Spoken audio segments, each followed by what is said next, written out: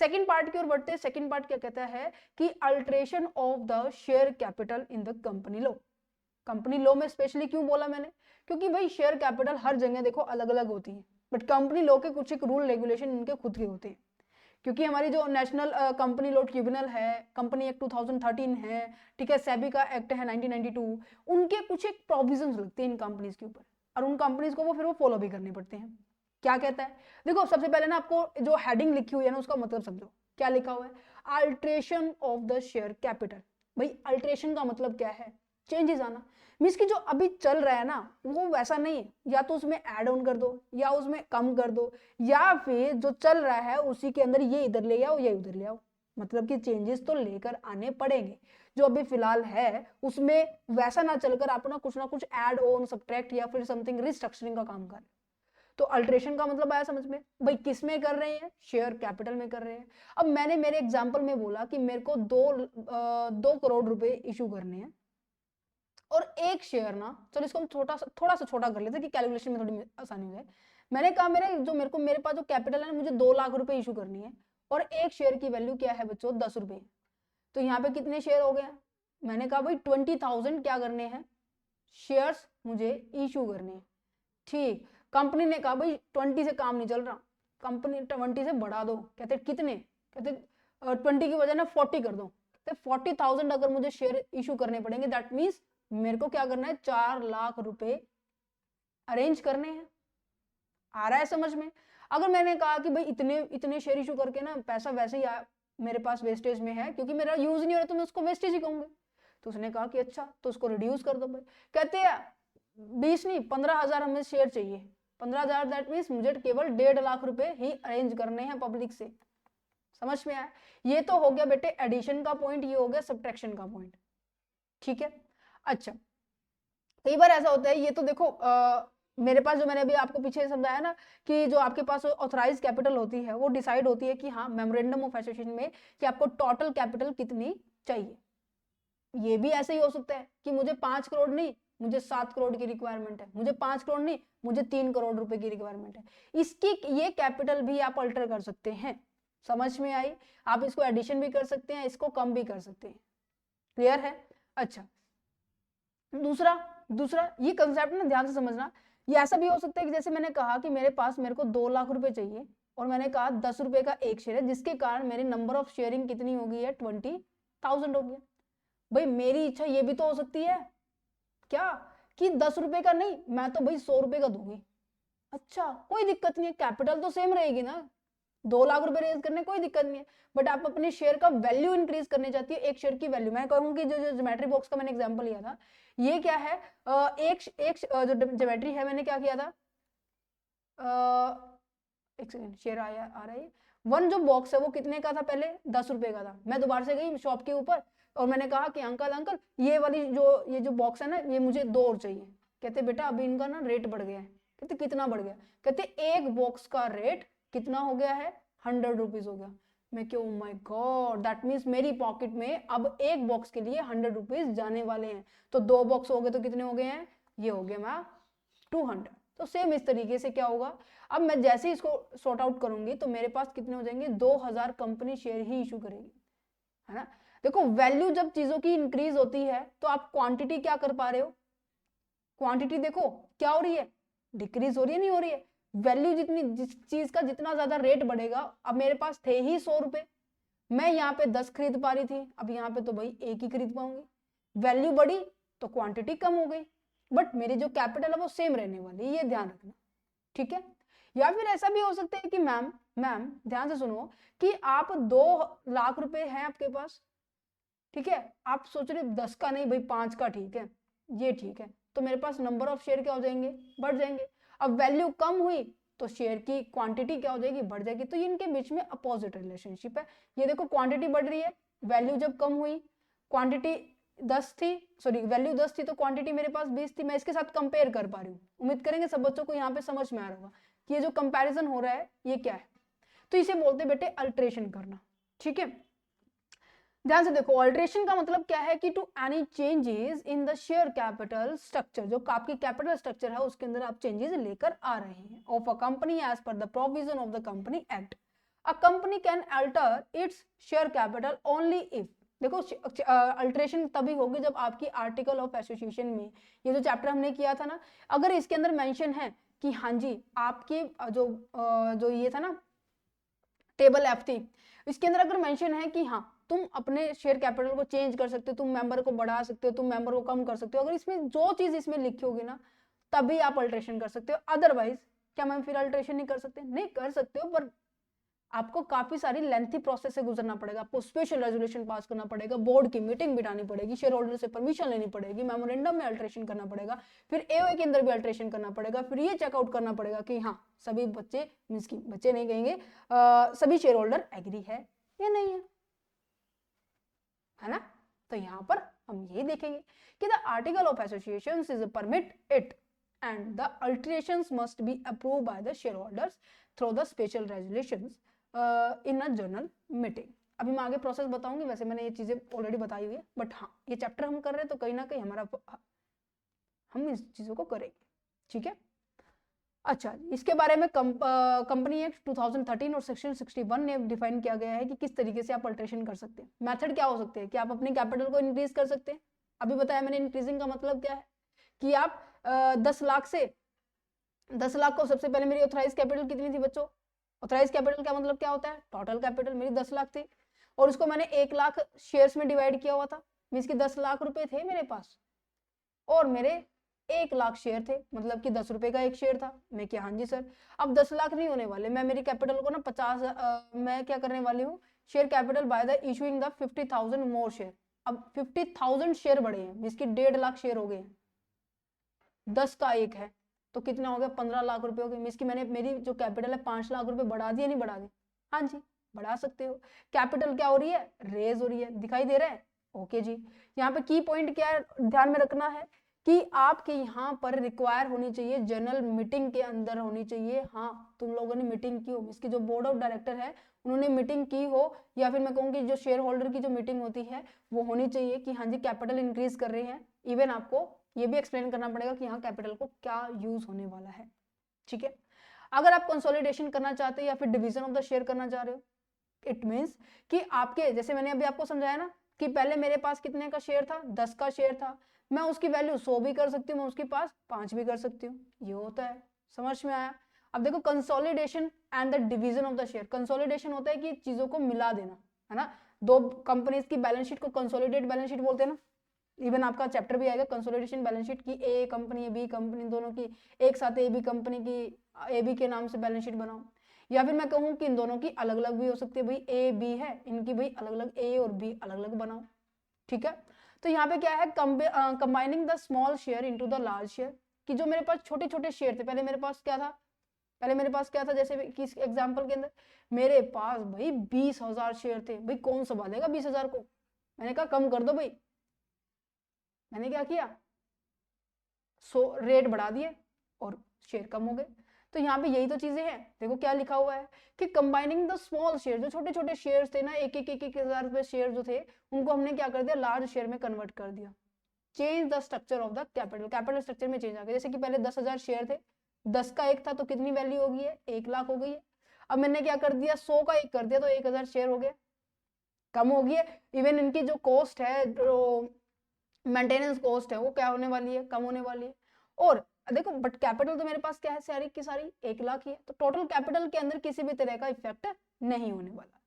Sub division of the share, sub division का मतलब क्या है? अब यहाँ पे तो क्या किया बेटे, इन्होंने इकट्ठा कर दी, इसकी बड़े से क्या किया है, ये छोटे पर आए।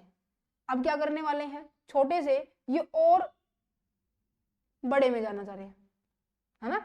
जैसे कि 1,000 शेयर 100 रुपए का है, भाई इसको 10 का कर दो, यहाँ पे नंबर ऑफ शेयर बढ़ जाएंगे। ये हो गया कि लार्ज शेयर को स्प्लिट कर देंगे स्मॉल स्मॉल डिनोमिनेशंस में, ये भी तो सब डिवीजन होता है। आ रहा है नहीं आ रहा समझ में? Division of the share and consolidation आ गया। चलो जी, नेक्स्ट क्या है, conversion of the share into the stock. Last chapter में भी डिस्कस किया था कि शेयर्स को किस तरीके से कन्वर्ट किया जाता है स्टॉक के अंदर, किया था या नहीं किया था? भाई शेयर को स्टॉक के अंदर कन्वर्ट करने के लिए ना सबसे पहले जरूरी है कि वो जो शेयर होना चाहिए ना, वो क्या होना चाहिए, वो फुल्ली पेड होना चाहिए। अगर शेयर फुल्ली पेड अप है तो ही मैं उसको स्टॉक में कन्वर्ट कर सकती हूँ। और फिर स्टॉक के जो प्राइजेस होते हैं वो डिसाइडेड नहीं होते, प्री डिसाइडेड नहीं होते और सभी की वैल्यू सेम नहीं होती। तो यहाँ पे देखो क्या लिखा हुआ है, fully paid up shares are the converted into the stock allowing the flexibility in the share holding. Share holding में फ्लेक्सिबिलिटी नजर आती है, मींस कि आप कभी भी इसको इसमें यहाँ से चेंज कर सकते हैं, इसको शेयर से स्टॉक में कन्वर्ट कर सकते हैं।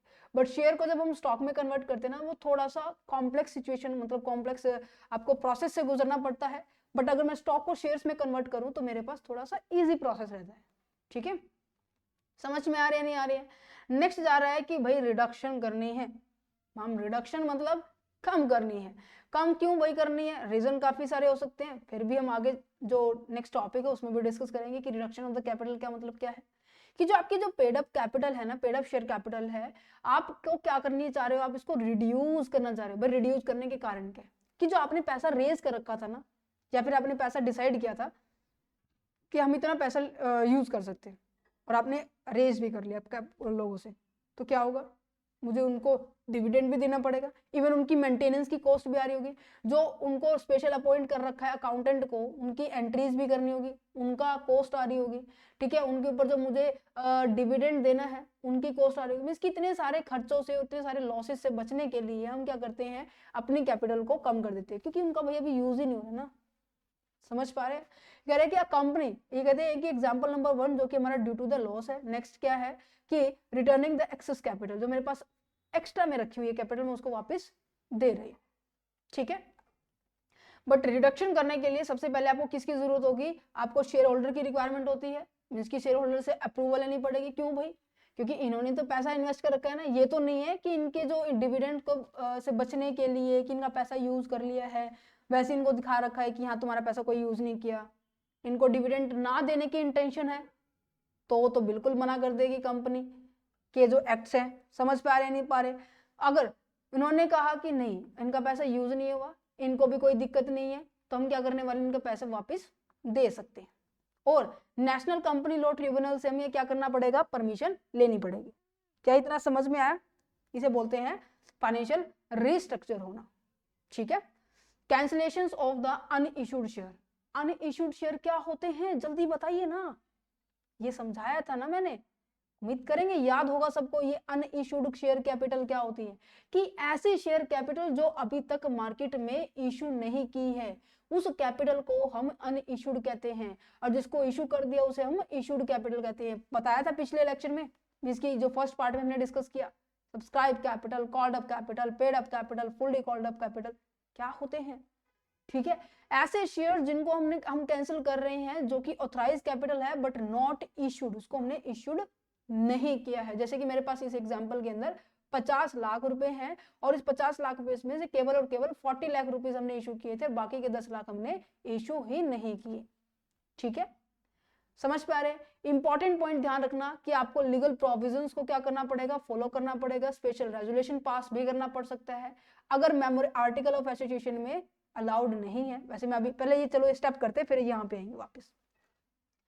स्टेप क्या है कि जब हम अल्ट्रेशन कर रहे हैं, मींस कि जब मैं चेंजेस कर रही हूँ, मेरे को चेंजेस लेकर आने हैं मेरी कैपिटल स्ट्रक्चर में, तो मुझे किन किन बातों का बिल्कुल ध्यान रखना पड़ेगा। तो सबसे पहले क्या लिखा हुआ है कि check the article of association. Article of association का मतलब क्या है कि भाई जो आपका टेबल एफ है, या फिर मैं कहूँगी जो डॉक्यूमेंट है एओए, उसको मैं ये फाइंड आउट करेंगे कि हाँ जी हम अपनी शेयर कैपिटल के अंदर अल्टरेशन कर सकते हैं या नहीं कर सकते। अगर कर सकते हैं, सिंपल सा है, जनरल रेजोल्यूशन पास करो, चलो भाई डॉक्यूमेंट सबमिट करा दो अमेंडमेंट करके। अगर मेमोरेंडम ऑफ एसोसिएशन स्पेशली ये कह रहा है कि भाई नहीं है, उसके अंदर एक्सप्लेनेशन नहीं की गई कि हाँ जी तुम क्या कर सकते हो, अगर ओके दिखाई नहीं दे रहा, what happen, just a second, if not the article of association must be, अगर ये है परमिशन नहीं है कि उसके अंदर आप क्या कर सकते हो, चेंज कर सकते हो, आर्टिकल ऑफ एसोसिएशन मना कर रहे हैं, तो हम क्या करेंगे, स्पेशल रेजोल्यूशन हमें पास करना पड़ेगा बिफोर प्रोसीडिंग।